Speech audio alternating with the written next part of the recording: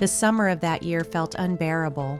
The relentless heat of the city seemed to press down on everything, turning buildings into ovens and streets into hot plates. My tiny apartment offered no respite, and the hum of my overworked fan became more irritating than comforting. I spent hours staring at the ceiling, suffocated by the monotony of city life and the stifling heat. I knew I needed to escape. One evening, after another sleepless, sweat-soaked night, I made a snap decision. I grabbed a small bag and packed the essentials: my map, a bottle of water, a few snacks, and a notebook. My little red car sat waiting in the parking lot, a vehicle that had seen better days but never failed me. It was my ticket out of this smothering chaos. I had no specific destination in mind, just a vague yearning to drive far enough to find trees, open fields, and silence. The idea of the countryside, with its slower pace and fresh air, had always held a certain charm for me. I unfolded the map and traced my finger along a route that led into the hills. It wasn't a plan, but it was enough. The city melted away behind me as I drove into the night. The road stretched ahead, illuminated by my car's dim headlights. As the miles rolled by, the urban sprawl gave way to vast expanses of farmland, rolling hills and forests that seemed to hum with life even in the stillness of the night. I lowered the windows, letting the cool night air fill the car. It was a relief to feel the wind on my face, carrying with it the faint scent of wildflowers and damp earth. By dawn, the landscape had transformed. The sun's golden rays painted the fields in hues of amber and green, and birdsong filled the air. I had forgotten what it was like to be surrounded by such tranquility. For the first time in months, I felt a sense of calm washing over me. But just as I began to revel in the beauty around me, my car sputtered. The engine coughed, jerked, and then died completely. I stared at the fuel gauge in disbelief it was empty. "Great," I muttered to myself, stepping out of the car. The quiet now felt oppressive, and the realization of being stranded hit me like a wave. I pulled out my map, trying to locate the nearest town. To my dismay, the surrounding area seemed blank, an unmarked expanse. "Where even am I?" I muttered, scanning the road ahead. The forest loomed thick and dark on either side, and there wasn't a single sign of civilization. I started walking, hoping to stumble across something or someone who could help. That's when I saw her. She appeared as if from nowhere, walking along the road with a basket of wildflowers in her hand. Her long black hair shimmered in the sunlight, and her white dress flowed like a whisper in the breeze. For a moment, I wondered if she was real. "Excuse me," I called out, my voice breaking the silence. "Can you help me?" She turned slowly, her blue eyes wide and curious. She seemed startled by my presence, as if she hadn't expected to see another person. But then she smiled a gentle, almost shy smile that immediately put me at ease. "I'm lost," I explained, "and I've run out of petrol. Do you know where I might find some?" She tilted her head, studying me for a moment. Then, in a voice as soft as the rustling leaves, she said, "There's a village nearby. Come with me. We'll help you." I hesitated for a moment before nodding. "Thank you," I said. Together, we walked down the narrow road, her presence both comforting and mysterious. The forest seemed to close in around us, the air growing cooler and heavier. She didn't speak much, and I found myself glancing at her frequently, unable to shake the feeling that there was something extraordinary about her. When the trees finally parted, revealing the village, I stopped in my tracks. The village was like a scene pulled from a fairy tale, so picturesque that it almost felt like a dream. The cottages were quaint and rustic, their black and white timbered walls standing in stark contrast to the deep green of the surrounding hills. Smoke curled lazily from chimneys, and the faint scent of freshly baked bread mixed with the earthy aroma of the nearby woods. It was a place untouched by time, as if the modern world had forgotten this corner of the earth existed. Mary, as she introduced herself, led me down a cobbled path to a small cottage nestled at the edge of the village. The house was humble but welcoming, with flower boxes hanging from the windows and a small wooden door that opened onto a well-kept garden. Her parents greeted us at the door with warm smiles, and despite their somewhat odd clothing, worn woolen tunics, and long flowing skirts, they seemed kind and genuine.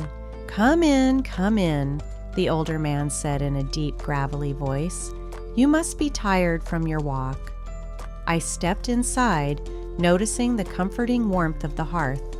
The air inside smelled faintly of wood smoke, and the flickering fire cast soft shadows on the walls. The furniture was simple but sturdy, and the room was filled with the quiet, homey sounds of everyday life, the crackling of the fire, the clink of dishes, and the low murmur of voices. The family seemed to be completely at ease, completely unaffected by the outside world. Mary's mother bustled around, preparing a meal while her father offered me a drink, something strong and dark, though I couldn't quite place its origin. I thanked them politely, though the drink was strangely bitter and foreign.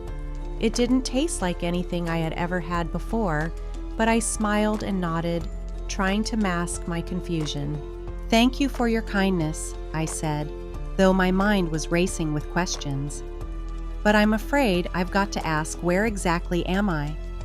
Mary's parents exchanged a glance, their expression softening, as if they understood that I had no frame of reference for this place. "You're in a very old village," her father said slowly, his gaze distant. "A place where time doesn't move as it does elsewhere." I blinked, unsure if I had heard him right.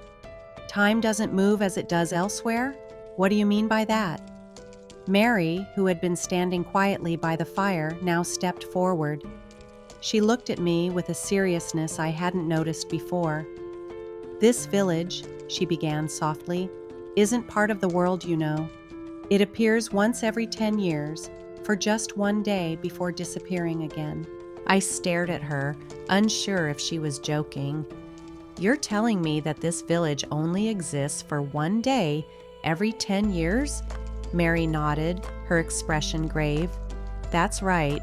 The people here are caught in a cycle, repeating the same day over and over again. The village, it doesn't belong to the present. It belongs to another time." The air seemed to grow heavier, the flickering flames of the fire casting long, ominous shadows across the room. I had trouble processing her words, struggling to grasp what she was saying. "Are you saying that this is some kind of ghost town?" I asked, my voice tinged with disbelief. "No," Mary said, shaking her head slowly. "We are not ghosts. We are real. But we live in a different time, a time that has long since passed, and every 10 years, we come back, if only for a brief moment.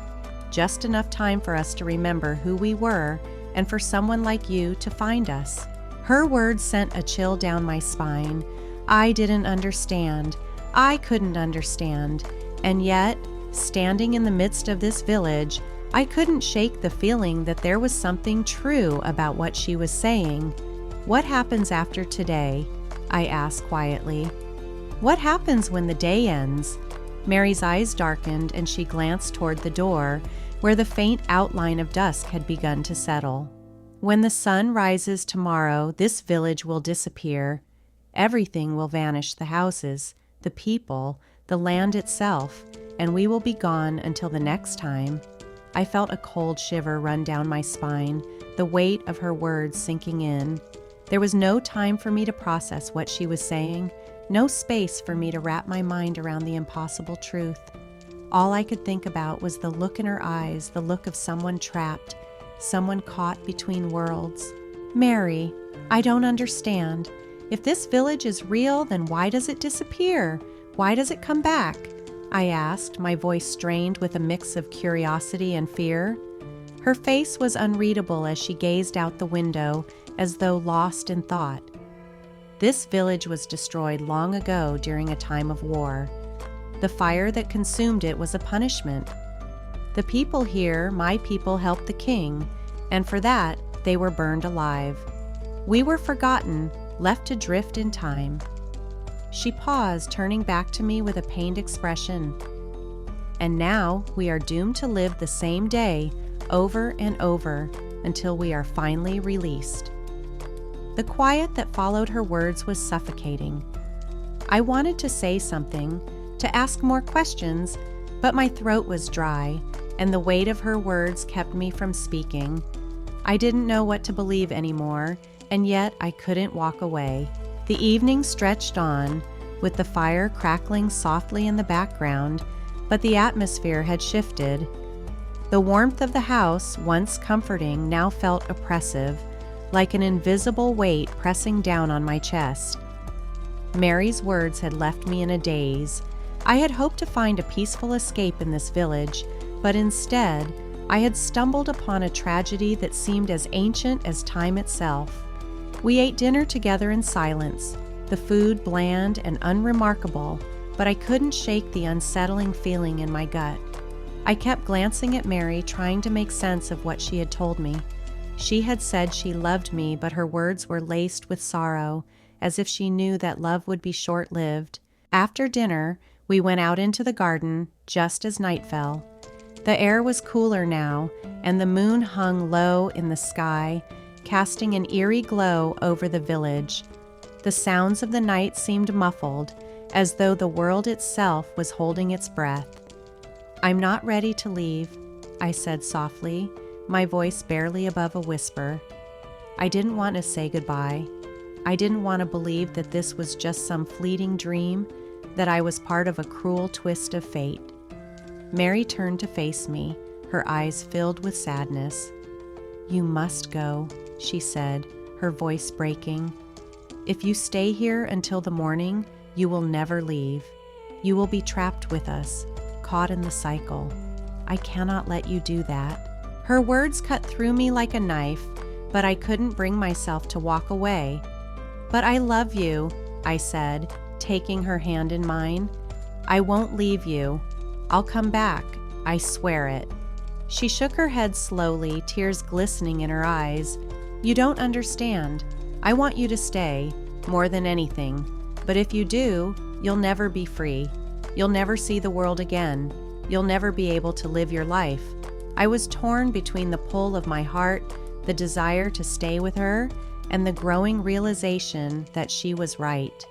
The village was a place caught between two worlds, existing outside the normal flow of time. To stay would be to lose everything: my life, my freedom, my future. With a heavy heart, I let go of her hand. "I'll go," I said quietly, "but I'll come back for you. I promise." Mary didn't speak. She simply looked at me, her face full of sorrow, before she turned and walked away, disappearing into the shadows of the garden.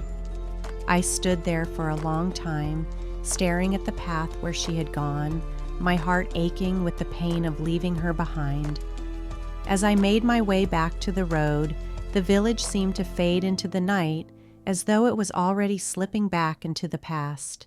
The houses, the people, the garden, all of it began to blur, like a dream on the verge of disappearing.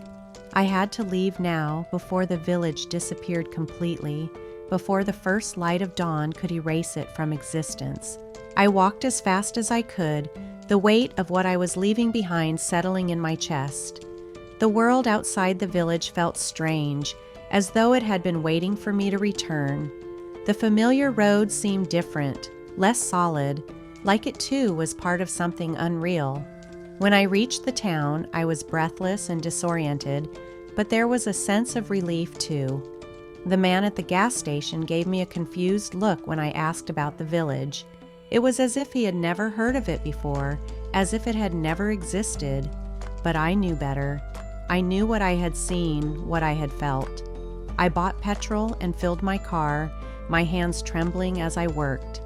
The air was still, and the faint hum of the engine seemed out of place, as though it didn't belong to this world either. When I was finished, I started the car and drove back to the road, my mind racing with the knowledge that the village was already gone. But I couldn't shake the thought that Mary was waiting for me. The promise I had made to her burned in my heart, a fire that refused to die out. Every 10 years, the village would return, and I would be there. I would find her again, and this time, I wouldn't leave. I couldn't. As I drove, I thought about the future. Would I live the next 10 years, knowing that the village would return, knowing that I would return to her? Would I wait for the day that fate would allow us to be together, free of the cycle that had bound her for so long? I didn't know, but I knew one thing for sure. I would find her again, and this time I would stay. The world outside could wait. For Mary, for the village, and for the love we shared, I would wait as well. Because love, like time, never truly disappears. It endures, waiting for the right moment to return. And so I drove into the night, the road stretching out ahead of me, the promise of the future lingering in the air like a sweet, distant memory.